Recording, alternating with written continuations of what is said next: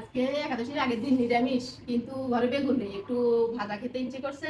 এখন কি করব, দেখি দেখা যাক কি করা যায়। আসো আমার সাথে।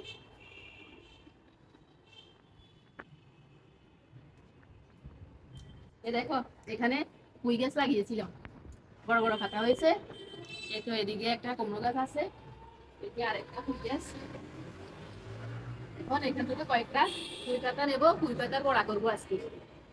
গরম গরম মচমচে পুঁই পাতার বড়া খেতে মন্দ লাগে না। আজকে পুঁই পাতার বড়া বানিয়ে নেবো। এখান থেকে কয়েকটা পাতা ছেড়ে নিই।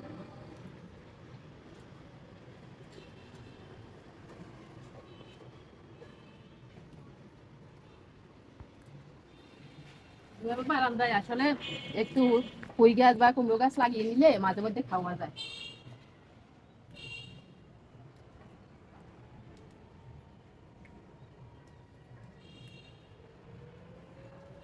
পুঁই পাতার পাকোড়া করতে পাতা বেশি লাগবে না, অল্প কয়েকটা হলেই হয়ে যাবে।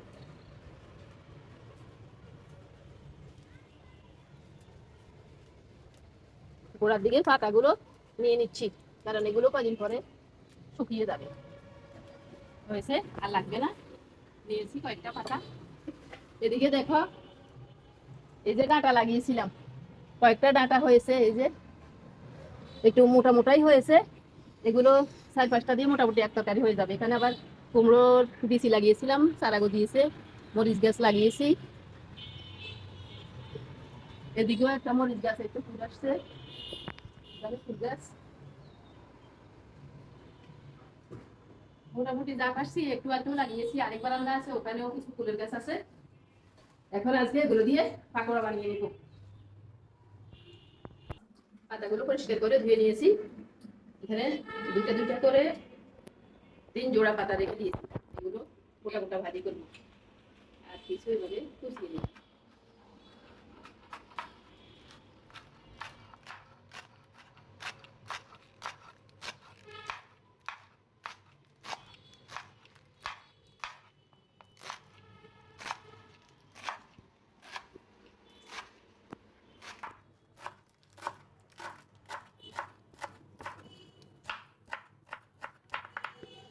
পাতাগুলো কুচানো হয়ে গেছে। এবার কয়েকটা কাঁচামরিচ কুচিয়ে নিই। আজকে তো নিরামিষ, তাই পেঁয়াজ দেবো না।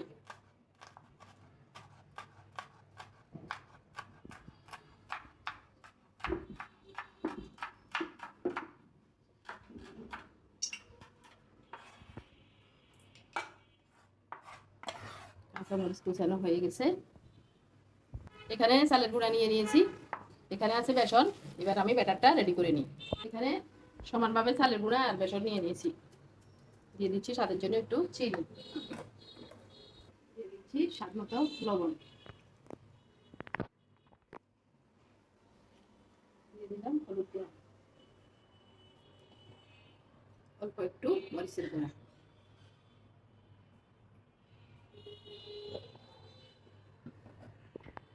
এবার এগুলোকে একটু সাদা তেল দিয়ে মেখে নিতে হবে, তাহলে ভাজিগুলো মচমচে হবে।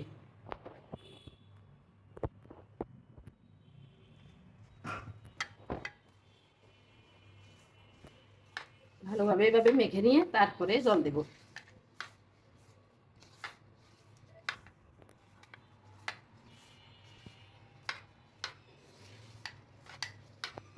তেল ভালোভাবে মেখে নিয়েছি, দিয়ে দিচ্ছি কয়েকটা কালি জিরে।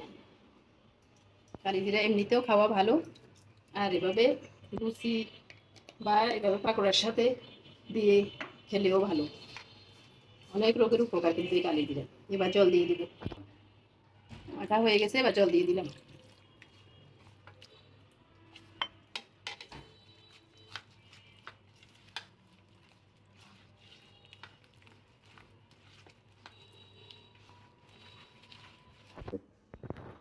এবার এই জোড়া জোড়া পাতাগুলো ভেজে নেবো আগে।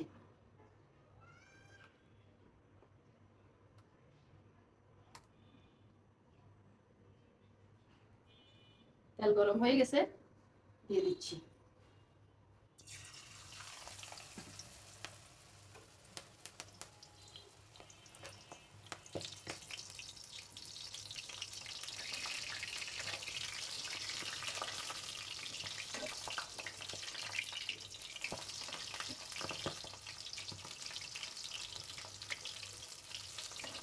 দেখো কেমন ফুলে উঠেছে।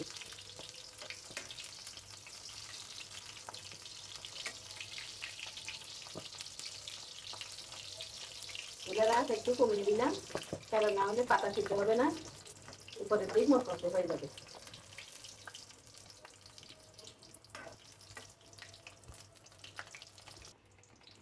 একটা ভাজি হয়ে গেছে।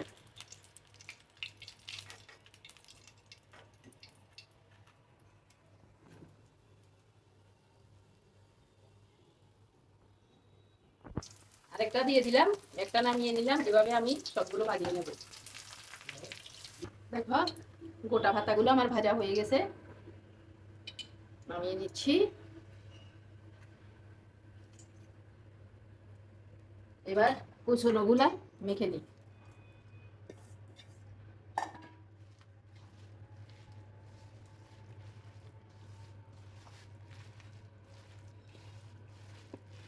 মাখা হয়ে গেছে, এবার আমি এগুলো পাকোড়ার আকারে তেলে দিয়ে দিব।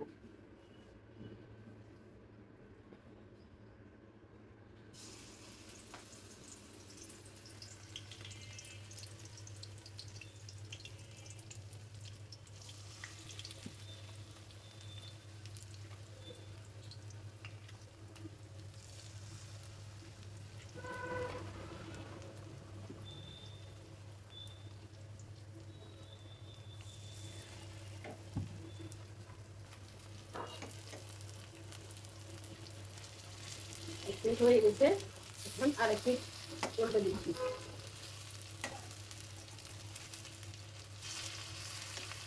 দেখো লাল লাল হয়ে গেছে। অতিরিক্ত তেল দিই নাই, কারণ একেবারে ভাজা তেলে খেলে স্বাস্থ্যের জন্য ক্ষতিকর, তাই আমি একটু তেল কম দিয়েছি।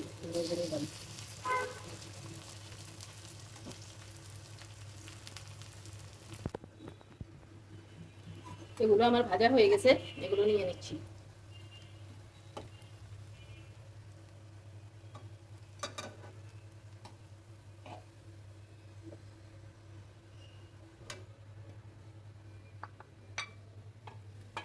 এবার বাকিগুলো দিয়ে দিচ্ছি।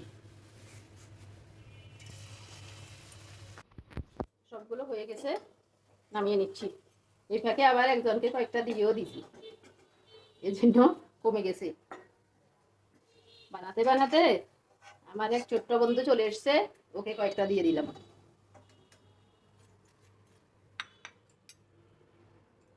হ্যাঁ, একই পুঁই পাতা দিয়ে 2 রকম ভাজি করে নিলাম। এটা একদম মুসমুসে হয়েছে দেখো।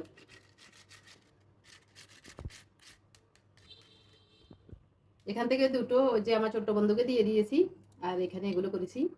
তাহলে আজকের জন্য এখানেই বিদায়। ভালো থেকো, সুস্থ থেকো, বাই। বড়া খাই বলেন, কেমন হয়েছে? বড়া খান? ভালো হয়েছে।